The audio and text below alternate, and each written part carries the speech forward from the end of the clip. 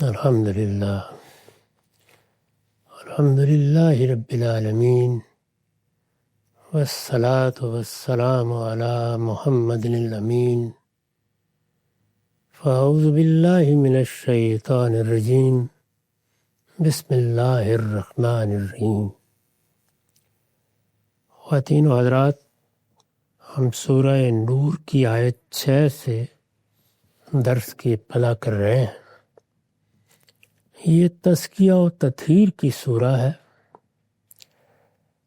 قرآن مجید میں تیسرے باب کا خاتمہ اس سورہ پر ہو رہا ہے۔ اس کی ابتدا ہی میں یہ واضح کر دیا گیا ہے کہ اس میں بعض ضروری احکام دیے گئے ہیں جن سے گریز و فرار کا کسی بندہ مومن کو تصور نہیں کرنا چاہیے۔ چنانچہ سب سے پہلے زنا یا بدکاری زیر بحث آ گئی ہے۔ ہم دیکھ چکے ہیں کہ اس کے لیے ایک باقاعدہ قانون بیان کیا گیا۔ یہ قانون کیا ہے، اس کے کیا حدود و شرائط ہیں، وہ سب زیر بحث آ چکے ہیں۔ پچھلی نشست میں ہم نے یہ دیکھا کہ قرآن مجید نے زنا کی تہمت کے بارے میں بہت سختی برتی ہے۔ دنیا میں گناہ بھی ہوتے ہیں، جرائم کا ارتکاب بھی ہوتا ہے، اسے انسان کی ثوابدید پر چھوڑ دیا جاتا ہے۔ وہ اگر کسی پر کوئی الزام لگاتا ہے، کوئی تہمت کسی پر عائد کرتا ہے تو معاملات کا جائزہ لے کے دیکھ لیا جائے گا۔ لیکن مسلمانوں کے معاشرے میں کسی پر زنا کی تہمت چونکہ اس کی حیثیت عرفی کو ختم کر دیتی ہے، اس لیے اللہ تعالیٰ نے پابند کر دیا ہے کہ کوئی شخص بھی اس کی جسارت نہ کرے۔ تاہم ناگزیر ہو تو پھر فرمایا کہ اپنی زبان سے یہ بات نکالو گے تو تم کو 4 گواہ پیش کرنا ہوں گے۔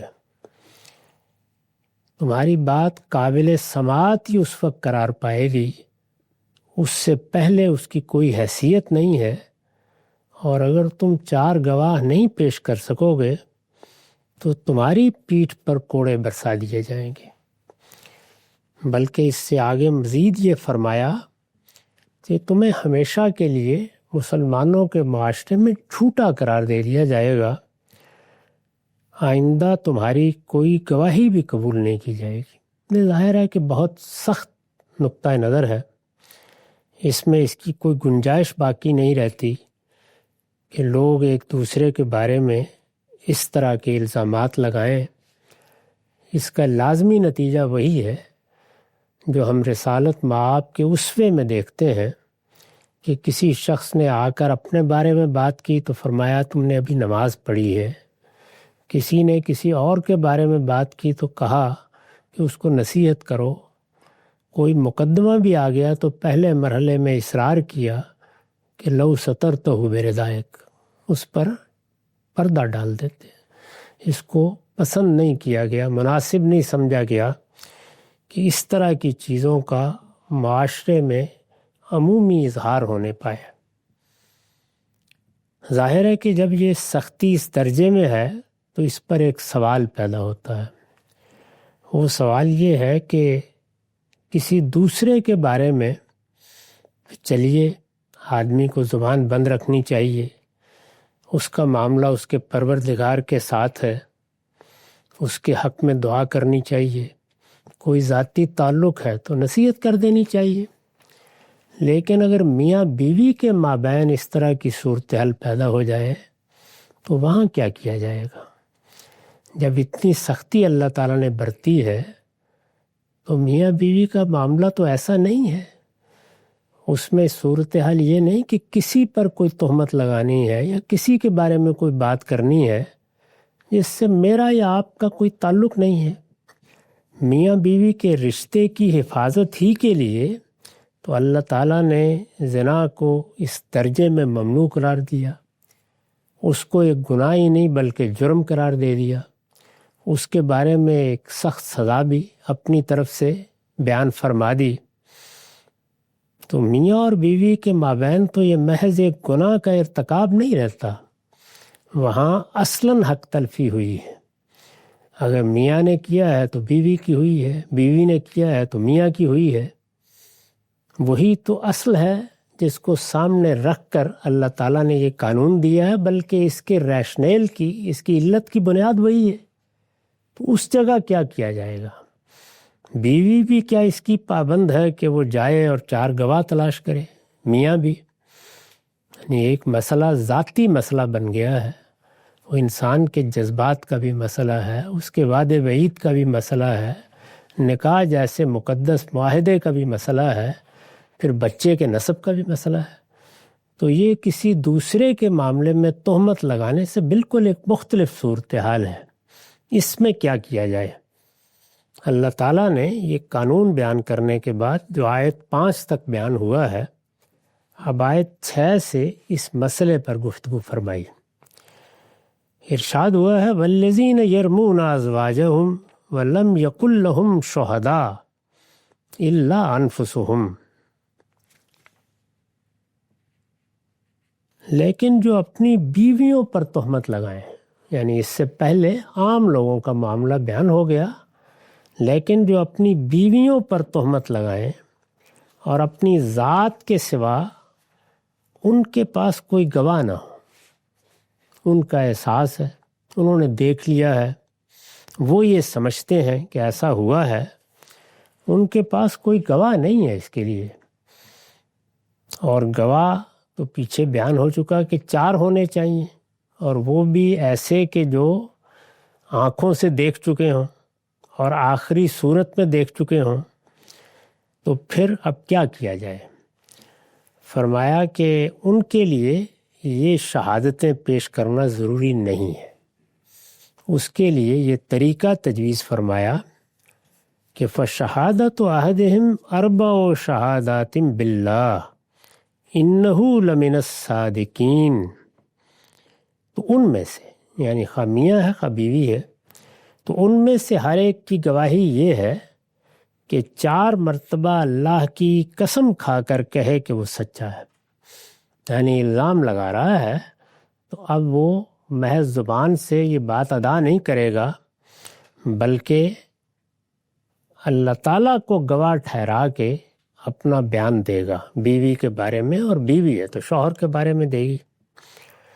ہر ایک کی گواہی یہ ہے کہ 4 مرتبہ اللہ کی قسم کھا کر کہے کہ وہ سچا ہے۔ انہ لمن الصادقین والخامسۃ ان لعنۃ اللہ علیہ ان کان من الکاذبین، اور 5ویں مرتبہ یہ کہے کہ اس پر اللہ کی لعنت ہو اگر وہ جھوٹا ہو۔ یہ جو اللہ کی لعنت ہے، یہ در حقیقت اللہ کی رحمت سے دوری کی دعا ہے۔ عربی زبان میں لعنت کے معنی یہ ہے، اسی سے اس قانون کو لعان کا قانون کہا جاتا ہے، یعنی شوہر ہے یا بیوی ہے، الزام لگانے کا موقع ہے تو وہ اس طرح یہ الزام لگائے گا کہ میں اللہ کی قسم کھا کر کہتا ہوں کہ میں اپنی بات میں سچا ہوں، اور میں یہ کہتا ہوں کہ اگر میں نے جھوٹ بولا ہے تو مجھ پر اللہ کی لعنت ہو۔ یہ وہ عدالت میں کھڑا ہو کر جہاں الزام لگا رہا ہے ان لوگوں کے سامنے کہے گا۔ ہر ایک کی گواہی یہ ہے کہ 4 مرتبہ اللہ کی قسم کھا کر کہے وہ سچا ہے، اور 5ویں مرتبہ یہ کہے کہ اس پر اللہ کی لعنت ہو اگر وہ جھوٹا ہو۔ اس نے یہ الزام لگا دیا، اس کی طرف سے الزام لگانے کے قانون کا تقاضا پورا ہو گیا۔ لیکن کیا اس کے بعد عورت کو مجرم قرار دے دیا جائے گا، یا عورت نے الزام لگایا ہے تو مرد کو مجرم قرار دے دیا جائے گا؟ درحال کہ یہاں اس طرح گواہیاں نہیں آئی، ایک شخص نے اللہ کی قسم کھا کر الزام لگایا ہے، حلف اٹھا لیا ہے، اپنے لیے لعنت کی دعا کر دی ہے، اس کی اس سنجیدگی کے باوجود عورت کیا سزا سے بچ جائے گی یا اس کو سزا دی جائے گی، کیا صورت ہوگی؟ فرمایا کہ وَيَدْرَؤُ عَنْهَا الْعَذَابَ أَن تَشْهَدَ 4 شَهَادَاتٍ بِاللَّهِ إِنَّهُ لَمِنَ الْكَاذِبِينَ وَالْخَامِسَةَ أَنَّ غَضَبَ اللَّهِ عَلَيْهَا إِن كَانَ مِنَ الصَّادِقِينَ۔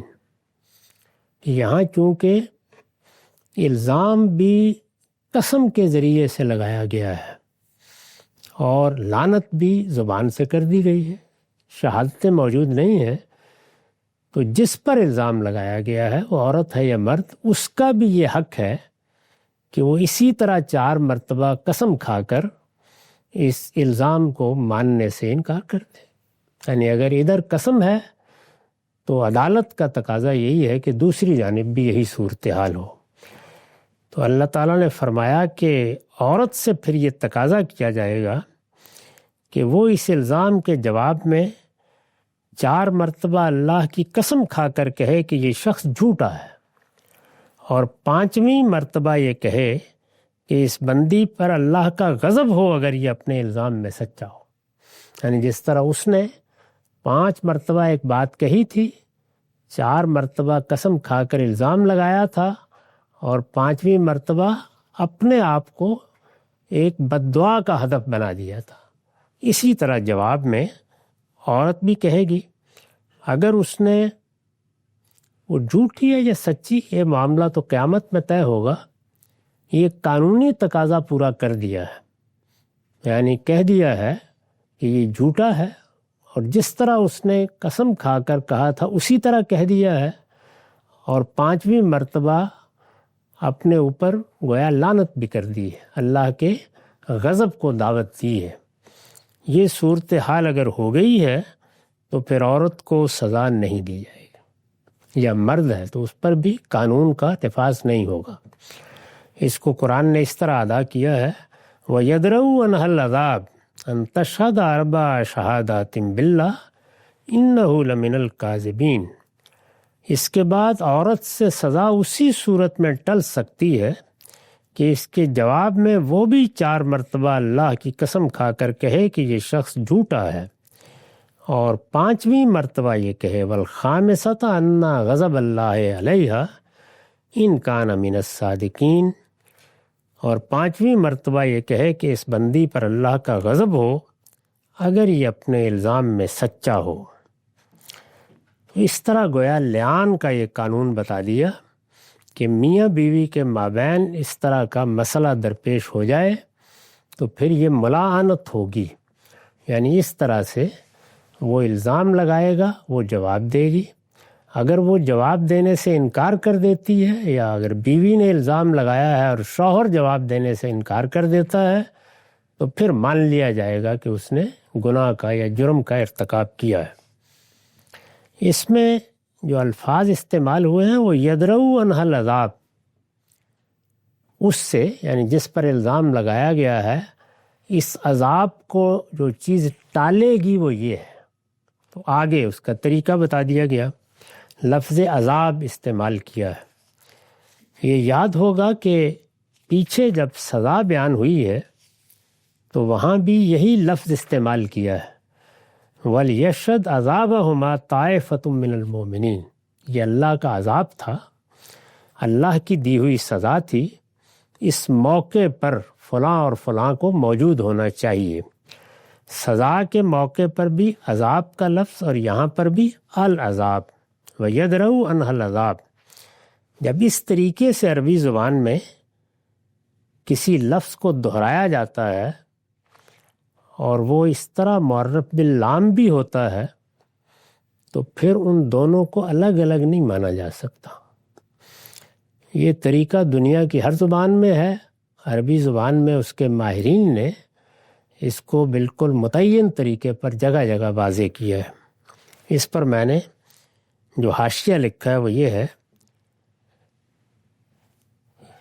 عورت سے سزا اسی صورت میں ٹل سکتی ہے، سزا پر حاشیہ ہے، یعنی 100 کوڑے کی سزا جو اوپر بیان ہوئی ہے، اوپر اللہ تعالیٰ نے 100 کوڑے کی سزا بیان کی ہے، وہ کب دی جائے گی، اس کے لیے کیا حدود ہیں، وہ کس طرح کی سزا ہے، وہ سب چیزیں ہم زیر بحث لا چکے ہیں۔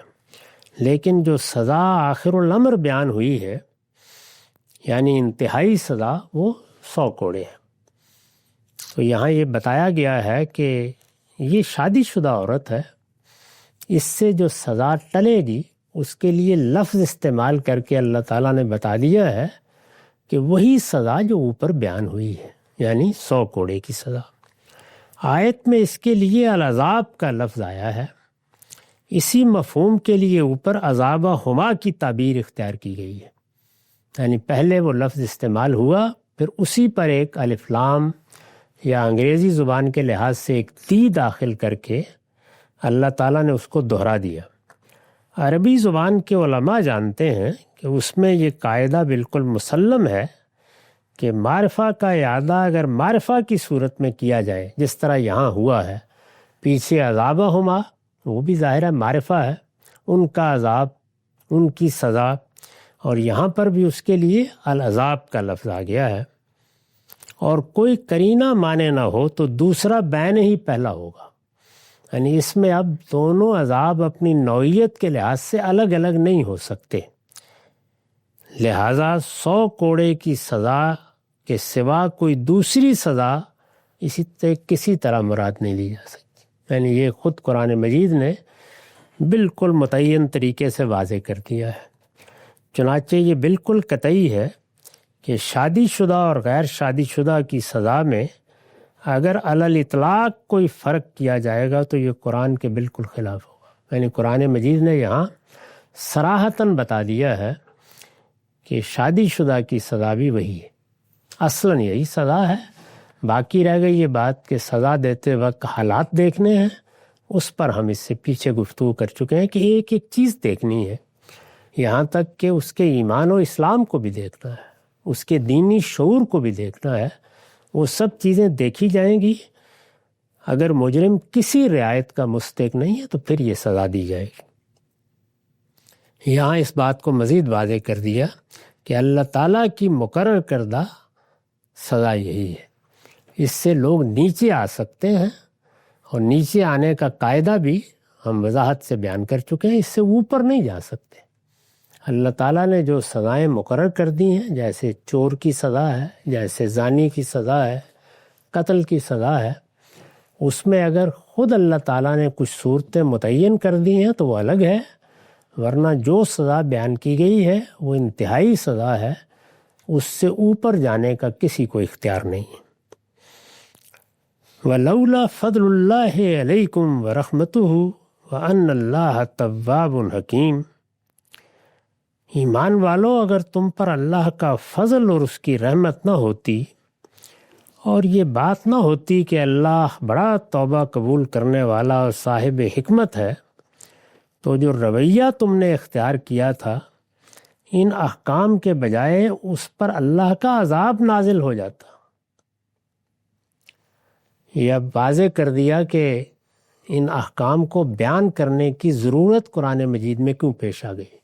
ایک واقعہ ہوا ہے، اور اس واقعے نے اگر غور سے دیکھیے یا اس کی تفصیلات پڑھیے تو معلوم ہوتا ہے کہ مدینے کو بالکل ہلا کر رکھ دیا تھا۔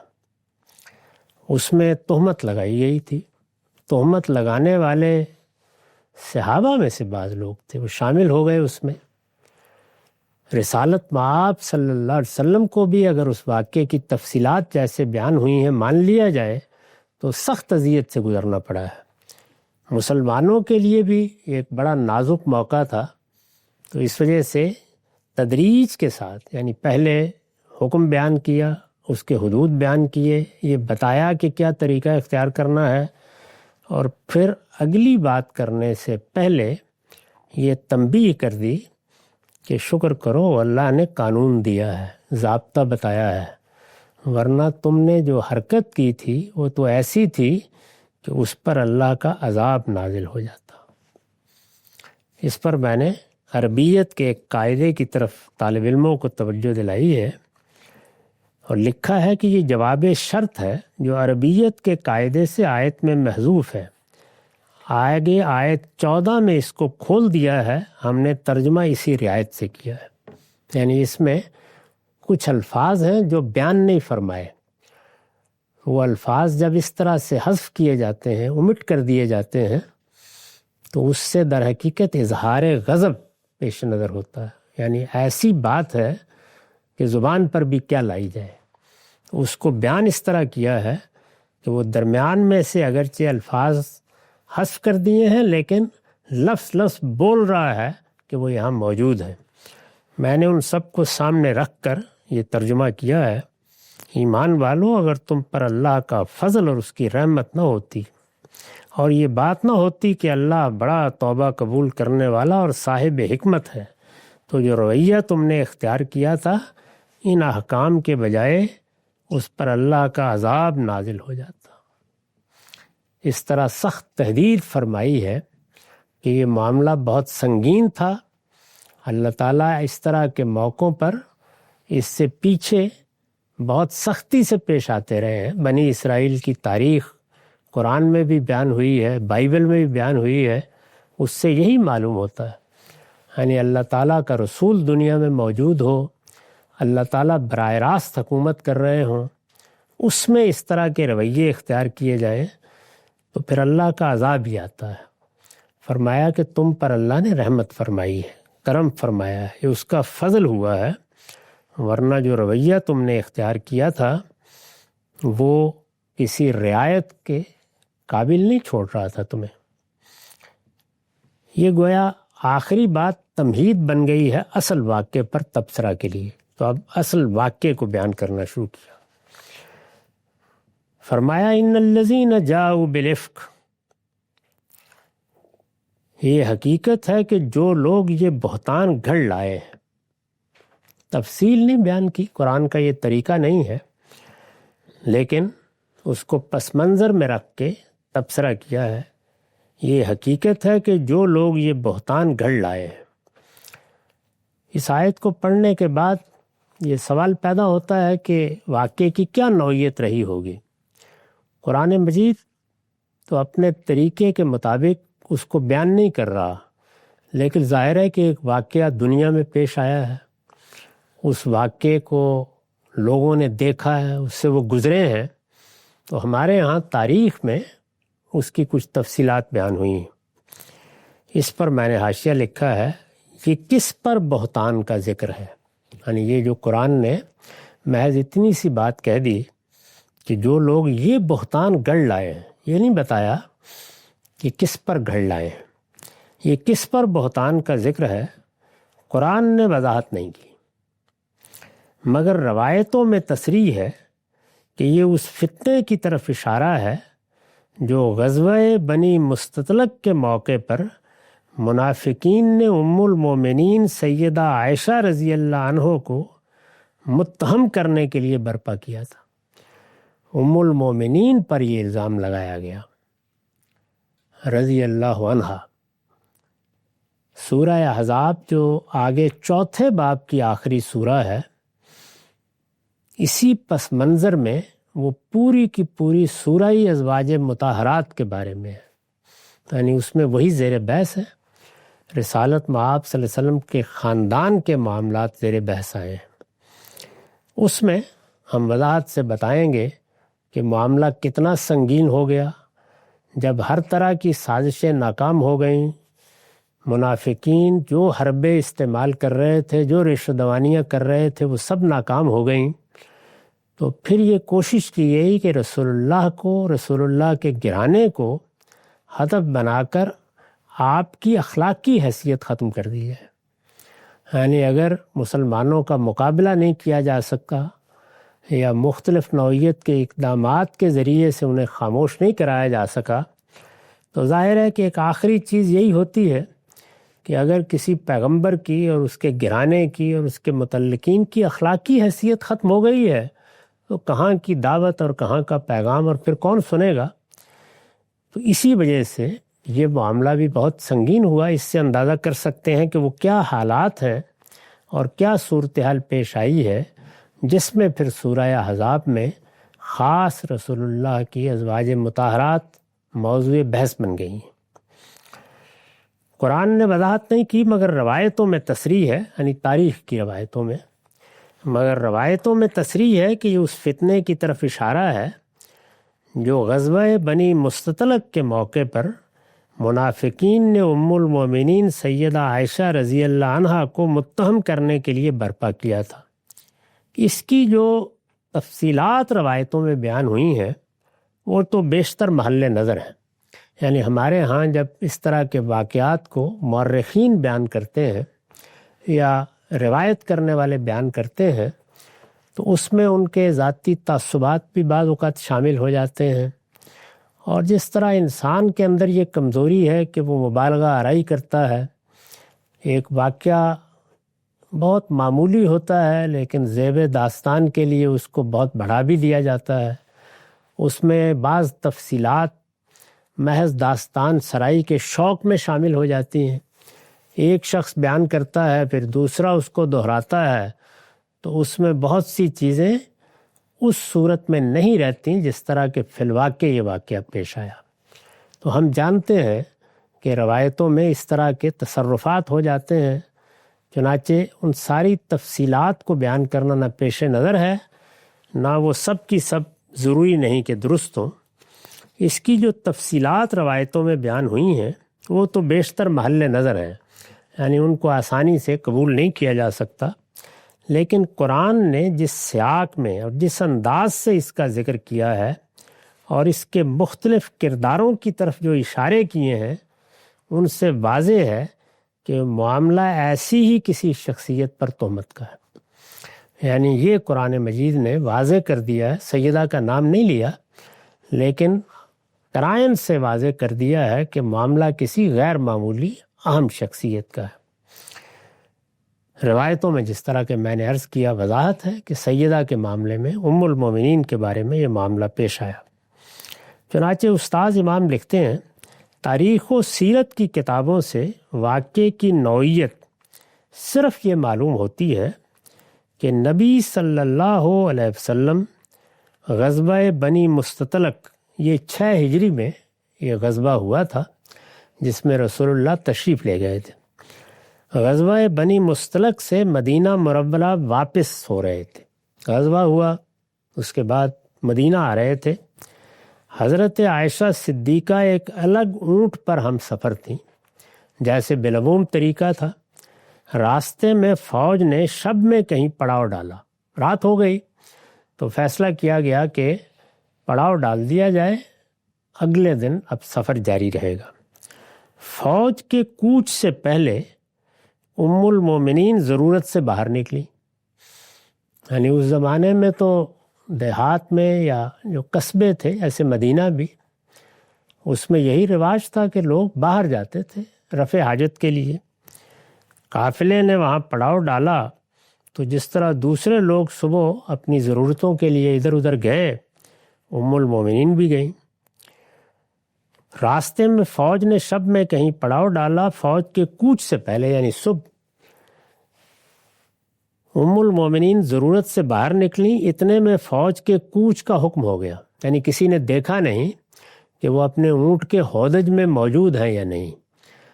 یعنی ایک اوپر جو ہودج بنا دیا جاتا تھا، بالعموم خواتین اسی میں بیٹھی ہوتی تھیں، وہ کسی نے دیکھا نہیں۔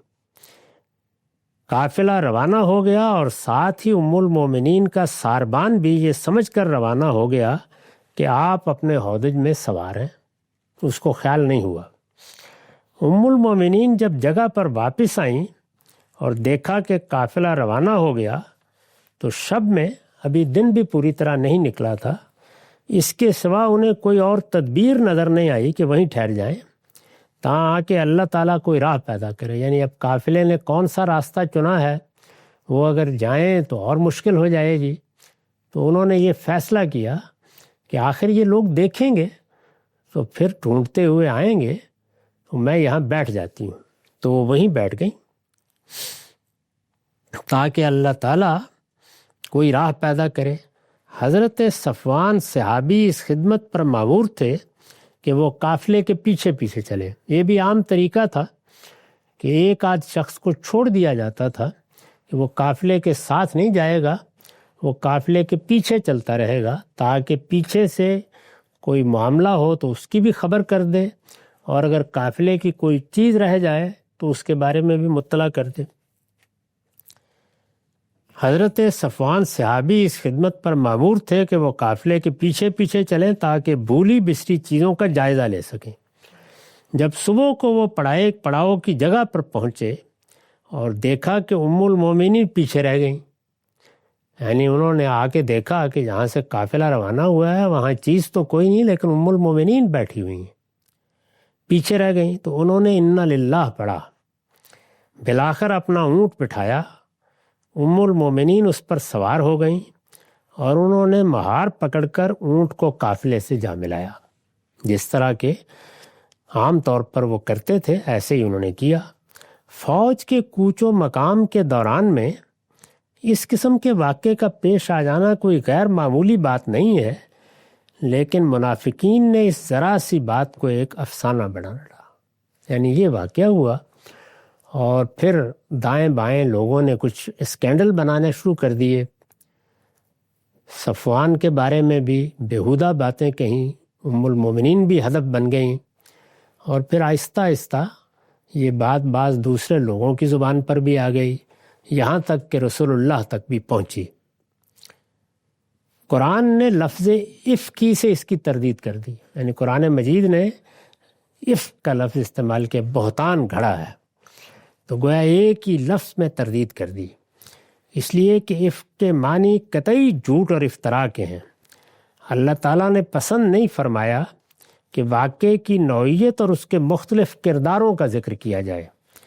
اس کی وجہ یہ ہے کہ اس وقت کے مخاطبین ہر چیز سے واقف تھے اور بعد والوں کے لیے اس کی کوئی ضرورت نہ تھی کہ انہیں ایک بیہودہ الزام کی تفصیلات سے واقف کرایا جائے، تو اس وجہ سے اللہ تعالیٰ نے تو یہ بات نہیں کی۔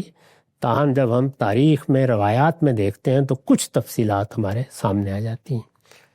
یہ سلسلہ بیان ابھی جاری ہے، ہمارا وقت ختم ہو گیا۔ اقول قولی ھذا واستغفر اللہ لی ولکم ولسائر المسلمین۔